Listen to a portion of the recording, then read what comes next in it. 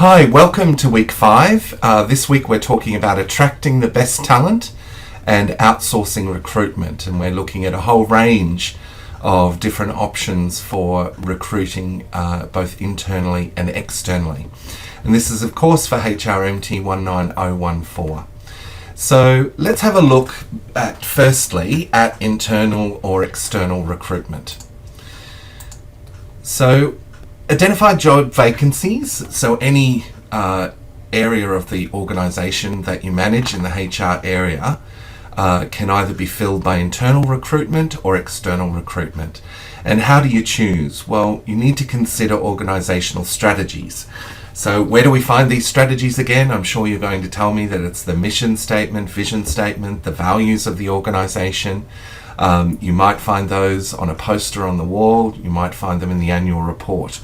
You might find them in a specific strategic document that's produced for the organisation that sets out goals for the next 5 years, or you might even be sort of 2 years into a 5-year plan.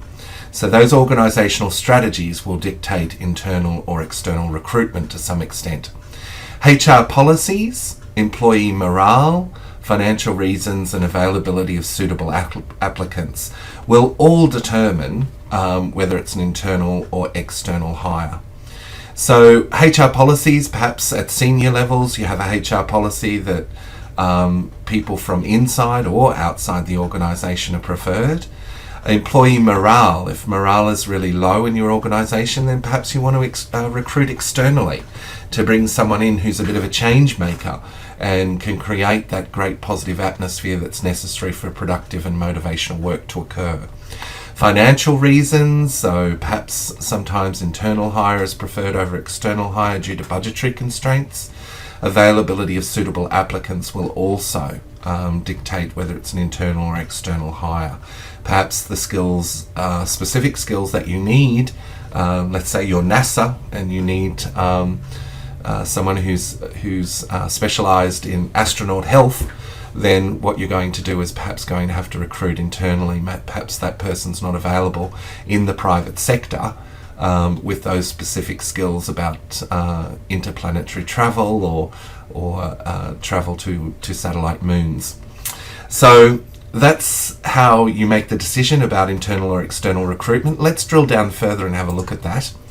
So organisational strategies, policies, morale and financial reasons, and suitability of internal candidates are all going to be vitally important. So here's a bit of a table that comes straight from the textbook. It's presented here because it's very useful for a recruiter to refer to this table when they're looking to hire a new recruit. And potential advantages, disadvantages are both mentioned for both internal and external recruitment. And of course, those strategic documents are going to be very, very important.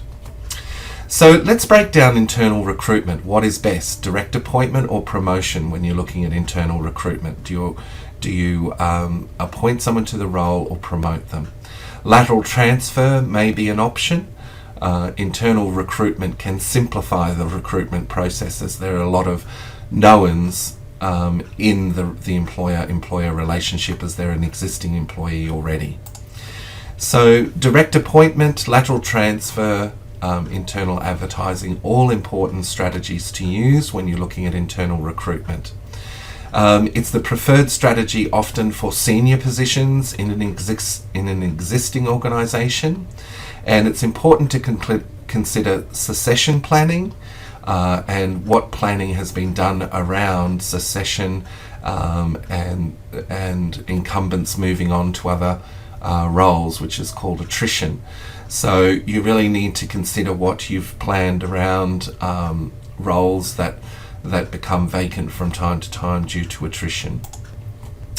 So external recruitment, often used for lower level positions, and it serves as an entry point to the organisation. If the list of possible internal applicants is reviewed and no one is found suitable, the company could or should advertise externally. This is also advisable if the company decides that fresh blood is required from outside. And fresh blood in this context means people who could bring in new ideas, bring in new policies and change strategies for the organisation, lift morale, change the way that people are motivated in their positions, and often this is a great pivot point for the organisation, a turning point for the organisation, to mean that perhaps strategies they've tried in the past are not as effective in the current working environment, and they need to choose other strategies that are more suitable. And part of that might be built around a new hire from an external recruitment. In essence, employees should be fully aware of corporate recruitment policy as it relates to the sourcing of employees. So you have to consider what policies you have internally about external recruitment. So, and what does that mean? Well, if Westpac Bank will have a series of policies and procedures around how they hire people from outside the organisation. What I'm saying is that if you are the HR manager in role, and it's your role to manage external recruitment, you'll be guided by those policies and procedures. And you'll find them in a manual or on the intranet for the organisation, but something that you must consider before you consider external recruitment. So external recruitment, after careful review, you might decide that it's not appropriate to appoint someone internally in the organisation. You have to look outside. So a particular individual that has a broad experience might be preferred, and they might be found outside the organisation. So external recruitment is often something that you arrive at later than internal recruitment. Maybe you exhaust internal recruitment strategies first, and then you find yourself that the only place that we're going to find the skills and attributes we're looking for is from an external hire. So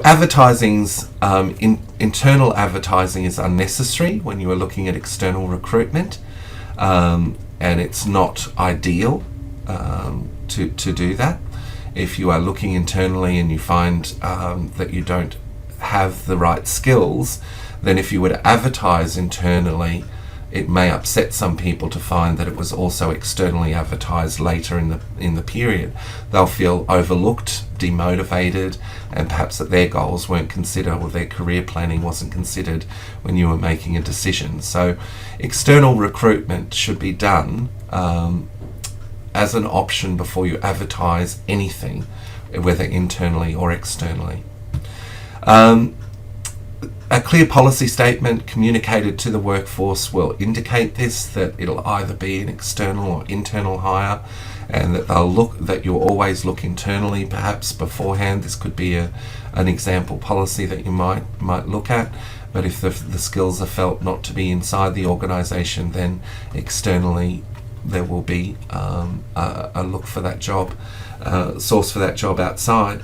And perhaps you might even consult unions or employee representatives at this stage. An effective performance review system will also be required. That will alert you that people are looking for promotion, that they feel that they have the skills to go to the next level. That will help you identify who is going to be upset if there's an external recruitment decision made.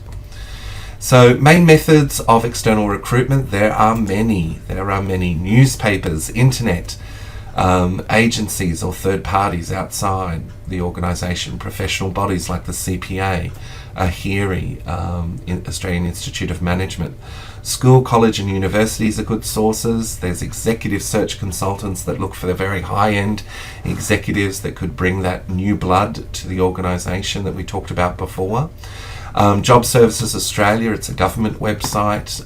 It contains a lot of information about targeted specifically at people who may be unemployed or and may be looking for work. So it may find the right candidates in the right place, people who are currently looking for work.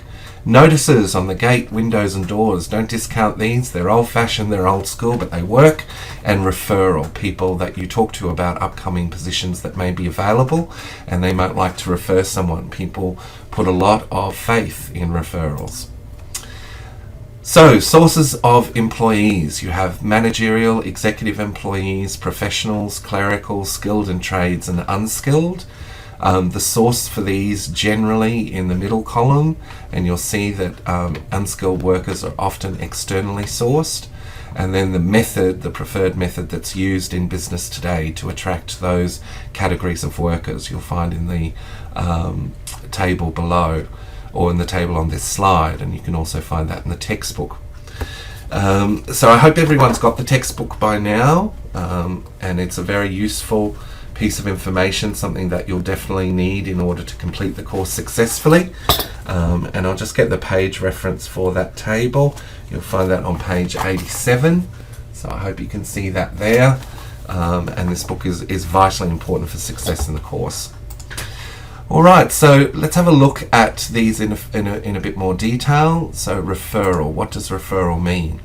Well, it's often peer-to-peer. So if a HR manager is looking for a marketing manager, they might talk to other marketing managers in the area or other HR executives in the area and say, have you got an idea about who we could hire as a marketing person for our firm? And they might have a suggestion from their talent pool that could help you. The negatives is if the hire doesn't work out, equal opportunity legislation can apply it sometimes. So, are you putting too much weight on the referral? And it can also cause bad blood between organisations if it's not appropriate, not a good hire. So it should be based on procedures, and some organisations reward referrals. One organisation I worked for would give you a $5,000 cash bonus if you were able to recommend a successful hire for the company. So union recruitment, let's have a look at this. Some unions prefer their members to seek work through the union. Employers are invited to ring the union and register their vacancies, and the union will refer its members to these jobs. It also advises members on the best methods to obtain these jobs. So that can be a source that can be helpful in order to find staff that are qualified, that they have the correct certificates and licenses to perform the position. Educational institutions, certainly I have employers contact me all the time saying, do you have a great graduate who could help with the particular problem that we have at the moment? It's a short-term contract. If they're any good, we'll keep them on. That sort of thing happens quite frequently. Other organisations that do this are TAFEs and high schools, and they're a very good source for a HR manager to find someone very quickly. So advertising for external applicants, that can take place on print, on radio and TV, in cinema, although I haven't seen much cinema advertising lately, internet advertising and social media advertising. Certainly the last two categories have really increased. So writing successful advertisements, well, we have a bit of an acronym to use when you're doing this: attention, interest, desire, action, AIDA, AIDA. Very, very helpful in presenting great material that attracts the attention of potential applicants.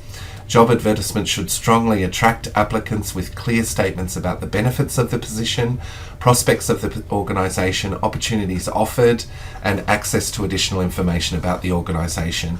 And of course, you should have a position description and a person specification ready if they were to ask for when they ask for that particular documentation, and it should be included in a pack that potential applicants could write to you to obtain, either via email, electronically, or via old mail. Alright, so writing successful advertisements, so you need to contain the job title, the location, a brief position description, the reporting relationships, and a description of the organisation and size, growth, nationality, and brand names. So, minimum experience should be covered, knowledge, qualifications required, any unusual features of the job, such as travel away from home, prospects, dangers, responsibility or physical requirements for the job, clear instructions on how and where to apply, and the name of a contact person. A closing date for applications may be specified. Don't forget to include some white space, because a dense job advert doesn't always attract the eye. It can look like there's too much detail to read, and you really want to use AIDA and make sure that attention, interest, desire, and action is part of the job advertisement that you write, the successful job advertisement that you write. So just some print presentation tips. The text of the advertisement may be excellent, but it will be of little benefit if no one reads it. The advertisement should attract the attention. Position formatting, use of a specialist logo, or an arresting lead. Some great arresting leads that I've seen have talked about the job and the position and the benefits, and you certainly want to go with the benefits when you're attracting people to the position to apply. So handling responses. So it's very important that you handle things well from your end when inquiries happen. People should be able to ring and the other person on the end of the phone knows about the position that's vacant and can answer questions. Remember, the company in seeking applicants is also trying to sell itself, so it's part of marketing.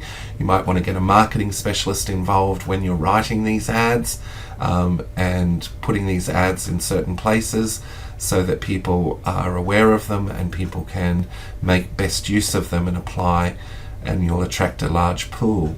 So all written applications should be acknowledged by letter, card or email.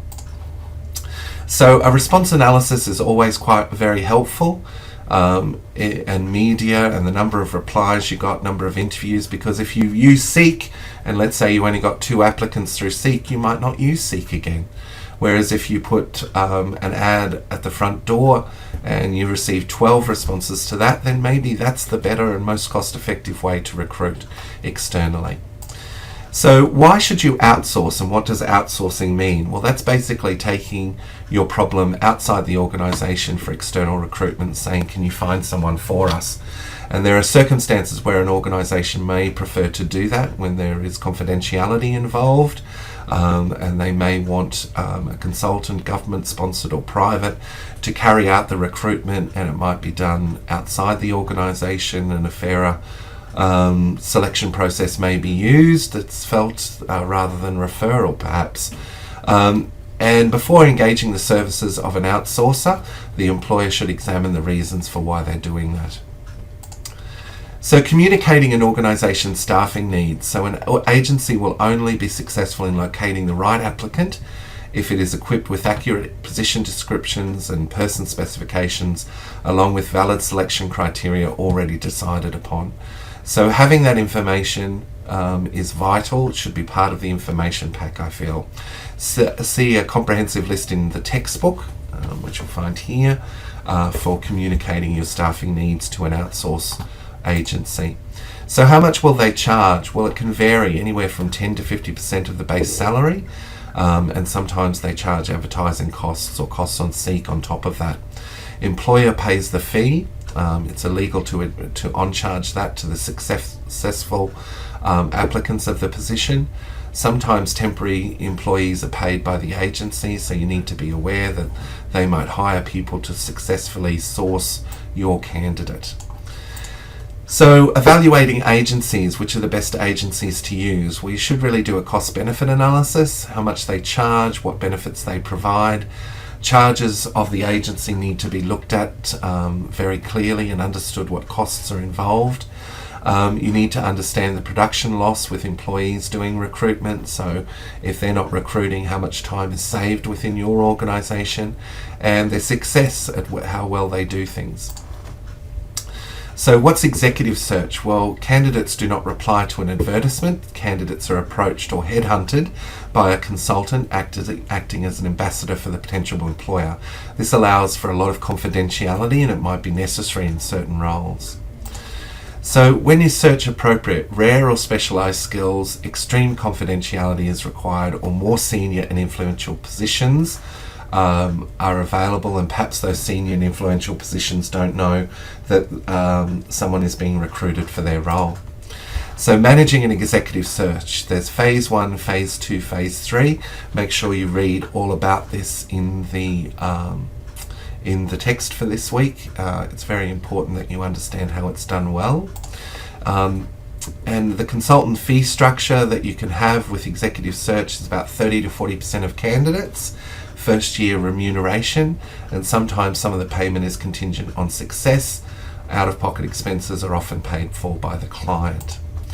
So benefits of executive search: it's time saving, better candidates are often yielded, advertising only attracts those looking for a job, but you could use managers to develop your own pool of candidates to target, and that's an essential part of the toolkit for a HR manager. Golden rule is to choose widely, so you want to have as many applicants to choose from as possible. So government-funded agencies such as Job Services Australia, which we talked about before, that might be helpful if you're wanting an immediate hire. It may be helpful if you're looking for diversity in your organisation. Financial incentives are often available when recruiting through such a service.